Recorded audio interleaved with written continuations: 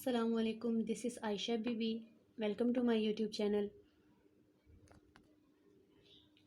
Before starting the video, do not forget to subscribe this channel and press the bell icon next to it and share this video as more as you can. So, हमारा topic of discussion क्या है?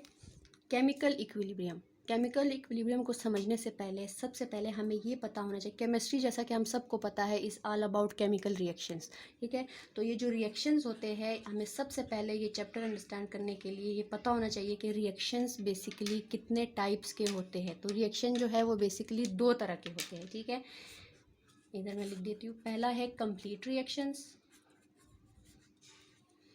And the next one is incomplete reactions.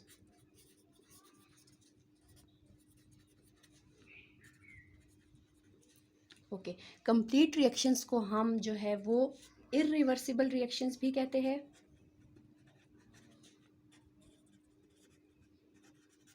और incomplete reactions को हम reversible reactions भी कहते हैं।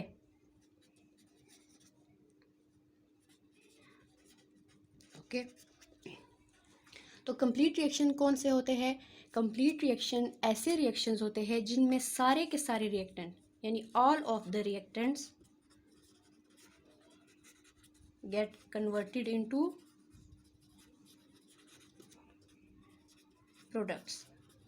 यानी हमने जितने रिएक्टेंट लिए थे वो सारे के सारे आपस में रिएक्शन करके किस में चेंज हो जाए? प्रोडक्ट में, और एंड ऑफ रिएक्शन पे हमारे पास कोई भी रिएक्टेंट ना रहे। ठीक है, let's suppose A plus B एक जर्नल में रिएक्शन ले रही हूँ, गोज टू फॉर्म C। तो इसमें जितना हमने A की और जितना हमने B की मिकदार ली थी, ये सारे के सारे ने रिएक्शन करके C बना दिया। आखिर में इस रिएक्शन में सारा का सारा C ही मौजूद होगा, कोई भी रिएक्टेंट नहीं होगा। तो ये होता है कंप्लीट रिएक्शन। और ये होता है इरिवर्सिबल रिएक्शन। इरिवर्सिबल का मतलब ये है कि अगर A प्लस B मिलकर C बना रहे हैं तो C जो है वो दोबारा से A और B को नहीं बना सकता, इसलिए इसको इरिवर्सिबल रिएक्शन कहते हैं। यानी ये बैकवर्ड डायरेक्शन में दोबारा नहीं आ सकता। जबकि इनकम्प्लीट रिएक्शन कौन से होते हैं? जो कभी कंप्लीट ना हो, जिसमें रिएक्टेंट कन्वर्ट हो जाए प्रोडक्ट में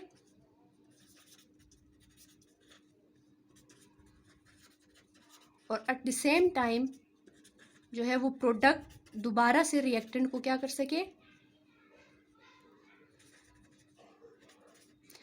रीफॉर्म दी ओरिजिनल रिएक्टेंट, यानी वो दोबारा से जो रिएक्टेंट थे उनको बना सके।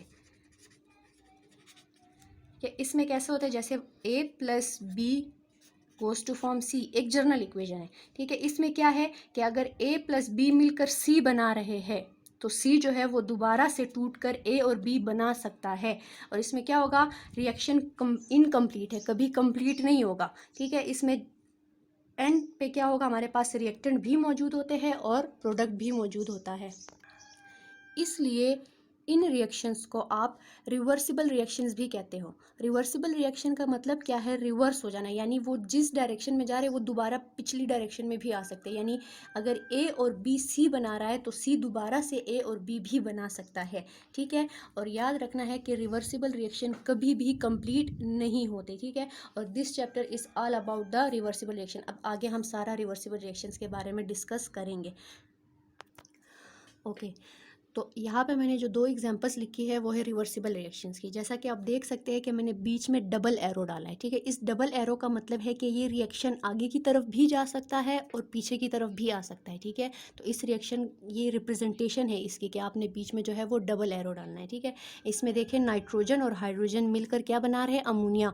और सेम टाइम पे एक टाइम ऐसा आएगा जिसमें अमोनिया जो अगर इनफ मिकदार में बन चुकी है, अब अमोनिया का क्या करेगी? दोबारा से टूटकर नाइट्रोजन और हाइड्रोजन को भी बनाएगी। ठीक है, तो उस स्टेज को जहाँ पर के रिएक्टेंट और रिएक्टेंट मिलके प्रोडक्ट बनाए और प्रोडक्ट अगेन मिलके रिएक्टेंट बनाए और इन दोनों की स्पीड क्या हो? इक्वल, तो इस स्टेज को क्या कहा जाता है? Chemical equilibrium. तो अब हम केमिकल इक्विलिब्रियम के बारे में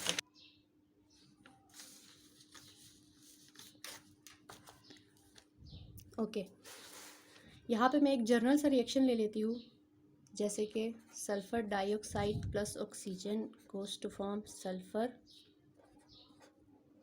ट्राइऑक्साइड।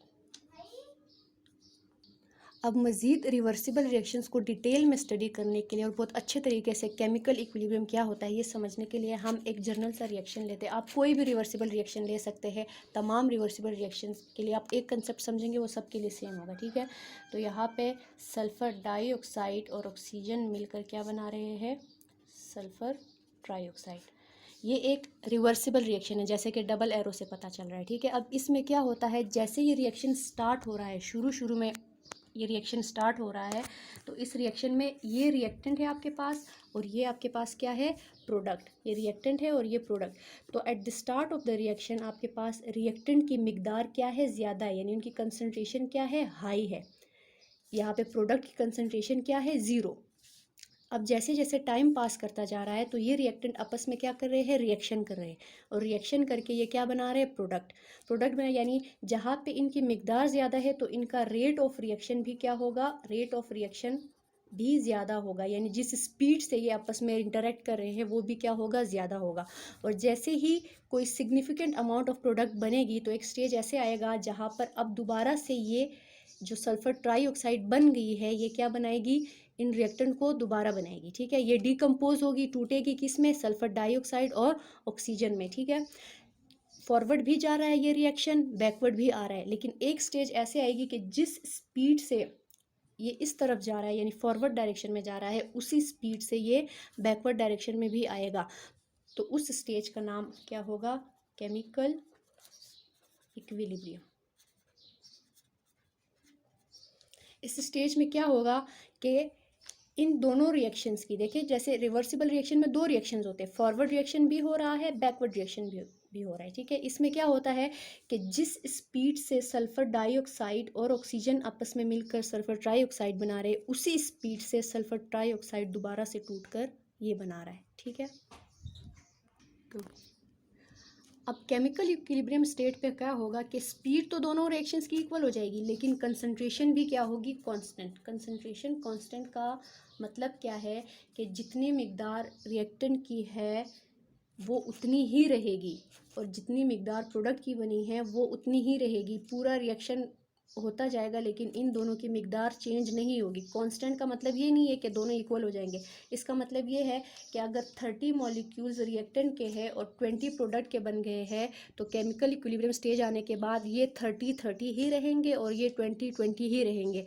इसकी रीज़न ये है कि अगर ये दोनों रिएक्टेंट मिलकर प्रोडक्ट को बना रहे हैं तो यहाँ पे ये मॉलिक्यूल कम हो रहा है, ठीक है, तो प्रोडक्ट का एक मॉलिक्यूल ज़्यादा हो रहा है, ठीक है। तो सेम टाइम पे जो ज़्यादा हो गया था प्रोडक्ट का वो मॉलिक्यूल वो दोबारा टूट कर इनको बना रहा है, ठीक है। यानी कि जो प्रोडक्ट का एक मॉलिक्यूल बढ़ गया, इंक्रीज़ हो गया, वो दोबारा से टूट कर इनको बना रहा है। तो ओवरऑल कंसंट्रेशन में कोई चेंज नहीं आ रहा है, इसलिए इक्विलिब्रियम स्टेट पे बोथ रिएक्टेंट और प्रोडक्ट दोनों की कंसंट्रेशन क्या रहेगी, कांस्टेंट। और इस स्टेज पे हमें लगेगा ये कि रिएक्शन रुक गया, क्यों, क्योंकि कंसंट्रेशन चेंज नहीं हो रही, लेकिन ऐसा होता नहीं है। ये रिएक्शन चलता रहता है, लेकिन लगता ये है कि ये स्टॉप हो गया। किस लिए, क्योंकि कंसंट्रेशन में चेंज नहीं हो रहा। जितनी कंसंट्रेशन रिएक्टेंट की थी उतनी ही है, जितनी प्रोडक्ट की थी वो उतनी है। रिएक्शन चलता जा रहा है लेकिन कंसंट्रेशन मिकदार में कोई चेंज नहीं आ रहा, इसलिए हमें लगता ही है कि रिएक्शन स्टॉप हो गया, लेकिन रिएक्शन स्टॉप नहीं होता, ठीक है। जैसा कि मैंने बताया शुरू में रिएक्टेंट की कंसंट्रेशन ज़्यादा है इसलिए इसका रेट ऑफ रिएक्शन भी ज़्यादा होगा। प्रोडक्ट की कंसंट्रेशन ज़ीरो है इसलिए इसका रेट ऑफ रिएक्शन भी ज़ीरो होगा। लेकिन जब एक सिग्निफिकेंट मिकदार में एक प्रोडक्ट बन गया, ठीक है, तो तब इसका रेट ऑफ रिएक्शन ज़्यादा होता जाएगा और रिएक्टेंट का कम होता जाएगा। फिर एक स्टेज ऐसी आएगी कि दोनों का इक्वलाइज हो जाएगा और उस स्टेज पे केमिकल इक्विलिब्रियम होगा। अगर हम इसकी ग्राफिकल रिप्रेजेंटेशन करें, ठीक है, तो ग्राफिकल रिप्रेजेंटेशन में यहाँ पे आप कंसंट्रेशन ले लें, ये टाइम है आपके पास, ठीक है। तो सबसे पहले हमने जो कंसंट्रेशन ली है वो है सल्फ़र डाइऑक्साइड। तो सल्फ़र डाइऑक्साइड जो है वो देखिए पहले इसकी कंसंट्रेशन ज़्यादा थी, टाइम के साथ साथ इसकी कंसंट्रेशन क्या होती गई, कम होती गई। ऑक्सीजन के साथ भी यही है कि कंसंट्रेशन ज़्यादा थी और टाइम के साथ साथ क्या होती गई, कम होती गई।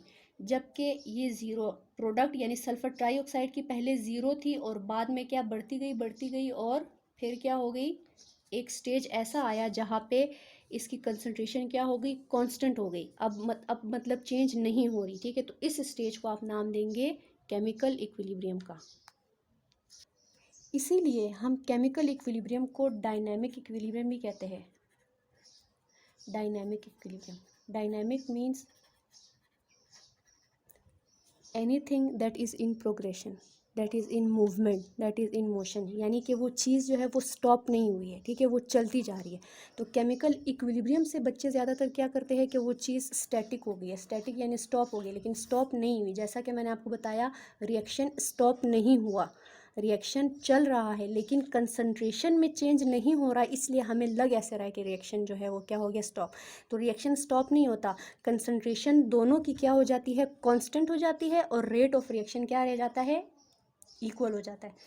रेट ऑफ रिएक्शन क्या हो जाता है, रेट ऑफ फॉरवर्ड और बैकवर्ड रिएक्शन क्या हो जाता है, इक्वल, और कंसंट्रेशन ऑफ रिएक्टेंट और प्रोडक्ट क्या हो जाती है, reactant and product becomes constant. Constant का मतलब है कि चेंज नहीं हो रहा, कांस्टेंट का मतलब हरगिज इक्वल नहीं है, कांस्टेंट का मतलब है कि चेंज नहीं हो रहा। और यहाँ पे रेट ऑफ रिएक्शन यानी जिस स्पीड से रिएक्टेंट प्रोडक्ट बना रहे हैं उसी स्पीड से प्रोडक्ट रिएक्टेंट बनाएगा। और कंसंट्रेशन यानी जितनी मिकदार इसकी थी वो उतनी ही रहेगी, जितनी मिकदार इसकी थी वो उतनी ही रहेगी। रिएक्शन चलता जा रहा है लेकिन मिकदार चेंज नहीं हो रही, इसलिए इसको आप डायनेमिक इक्विलिब्रियम भी बोलते हो। यानी रिएक्शन चल रहा है लेकिन कंसंट्रेशन में कोई चेंज नहीं आ रहा।